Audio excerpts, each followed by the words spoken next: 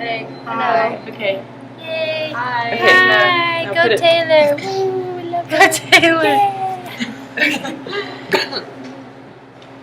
Okay. It's around 404 BCE, and two brothers are working in the fields. They enter into a verbal argument, and it quickly becomes physical. One brother lies dead in the field.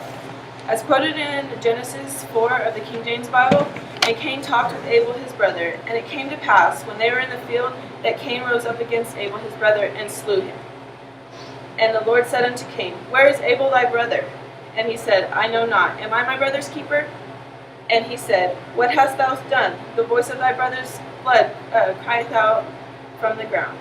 This is the first record of a murder ever occurring. Had gun control been in force at that time, this murder still would have occurred. Violent crimes have been occurring since the beginning of creation, but guns didn't come into existence until 1232 by the Chinese. People who are against gun control seek to further restrict gun control laws, thus making it harder for the public to obtain a firearm. The general belief by pro-gun control enthusiasts is that when fewer guns are available, less violent crimes occur. Gun control does not change someone's malice intent to kill another human being. One should have the right to obtain and carry a firearm when they have met gun regulations. America has comparatively loose gun regulations. Anti-gunners seek to considerably up those regulations and restrictions that someone must go through to obtain a gun. As stated in the Second Amendment, a well-regulated militia being necessary to the security of a free state, the right of the people to keep and bear arms shall not be infringed. American citizens have the right to own guns. This is the right that cannot be taken away. Also, research has shown that guns act as a deterrent for criminals. Another major point is murder, or violent crimes in general, are deviant behavior. Deviant is defined as different from what is considered to be normal or morally correct. Objects are not capable of deviant behavior. Finally, guns are not the only objects used in violent crimes. Gun control only harms the law-abiding citizen.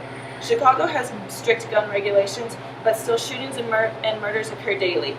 Sarah Palin, Alaskan governor and former Republican vice president candidate, states why. The bad guys, the criminals, don't follow laws, and restricting more of America's freedoms when it comes to self-defense isn't the answer. A study conducted by Professor James D. Wright and Peter Rossi surveyed almost 2,000 incarcerated felons. From the survey, they were able to conduct that criminals were more worried about running into an armed victim than police. According to the survey, 34% of the responding felons had either been scared, shot up, or wounded by a victim that was armed. Another 57% of the 2,000 surveyed said they were more concerned about running into an armed victim than encountering law enforcement. America has been criticized for its liberal gun laws, but it's also played, and America has a high gun rate, or a high rate of violent crimes. The U.S. has some of the highest homicide rates in the world, but Kleck also studied some of Great Britain and Netherlands crime rates. Both of them have much more stricter gun laws than the U.S. He concluded that the rate of burglaries in Great Britain and the Netherlands is 45%, which is considerably higher than the U.S.'s 13%. There are consequences that come from too strict of gun laws. The good guys are punished, and the bad guys can more easily commit a gun crime. Criminals already do not follow the rules, so when a law-abiding citizen does follow the rules, they ultimately pay. The good guys are left unarmed, while criminals are able to use armed force. Gun levels the playing field between the victims and their attackers, which more often than not tend to be young men.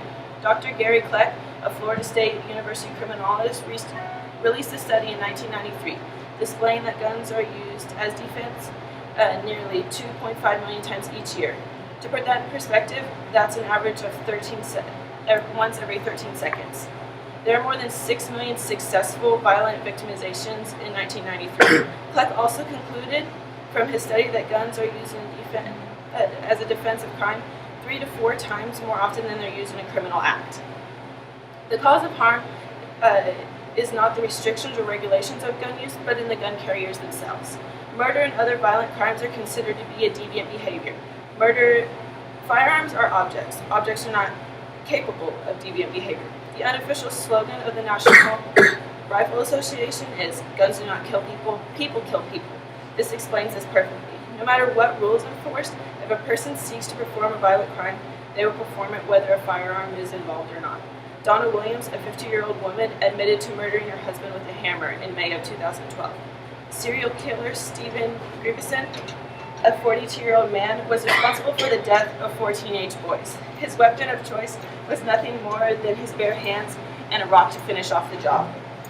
According to statistics taken by the FBI in 2010, the census, nearly 34% of all murders did not include any firearm. The census also included suicide in the firearm mortality rate. Gun control activists want to regulate guns out of existence, no matter who you are. On the other hand, gun activists want to give everyone a gun. The common belief is that if you're a U.S. citizen, you have a right to bear arms.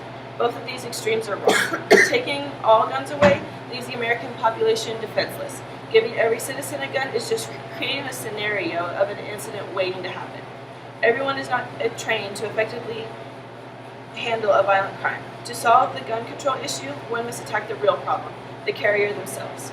No amount of rules or laws will be able to change a person. A person can only change by bringing about the change themselves. The U.S. government should only be responsible for giving the gun carriers the proper tools such as education to bring about this change.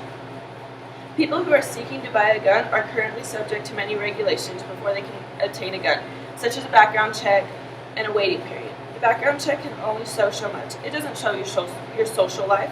A background check wouldn't display that you may be clinically depressed or have an extreme hatred for a family member or fellow colleague. A proper education must be given to gun carriers. How to react during these situations of gun violence, how to properly use a gun, how to take action if someone is a potential threat, and even an anonymous hotline number if someone fears that a gun carrier is a potential threat. Gun ownership is a privilege. Proving that you're an American citizen of sound mind and of capable, reasonable judgment is not an unreasonable request for owning a potential deadly weapon. The funds for bringing this change to pass are a little more difficult to decide. Imposing a larger tax on firearm purchases so U.S. tax dollars can help fund these hotlines and education programs is possible. These taxes would then raise the cost of owning a firearm. Raising the prices of firearms may also invariably keep some of the guns off the streets. Enforcement would have to come from the law enforcement. When someone breaks a gun law, just like any other law, they should have to pay the price. Just because they were too lazy to follow the rules doesn't mean they're no longer required to follow them. This approach has never been acceptable for anyone else. Proper paperwork should have to be shown, and proof that a gun carrier has been properly educated should be required.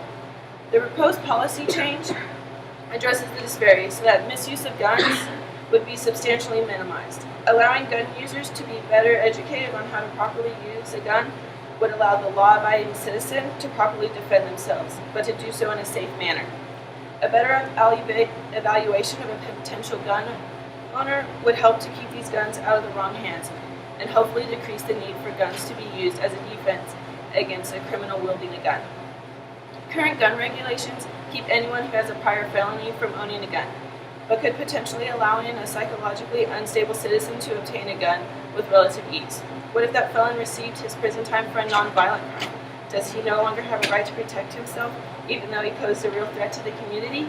A stricter, more in-depth background check could solve this discrepancy. This solution is relatively practical. It may mean more paperwork for a gun broker, a longer waiting period for a gun buyer, and a higher cost to obtain a gun. But if America were safer because of it, wouldn't it be worth it? If a more strict background or hotline is imposed, it could allow the mentally unstable citizen to get help. Many times the families have no idea that there is an underlying issue until it's too late. For this to be possible, for this solution to be successful, it would require action from the American public. It would also require laws to be passed, as well as a possible tax increase imposed by the government. Implementation of all these are easier said than done. To summarize this proposal, the change I am seeking is to bring about that it attacks the problem from a different angle. In prior addresses to this problem, the given solution attacked from an entirely different angle. We can touch that. Only seeking to regulate the problem. Question 202.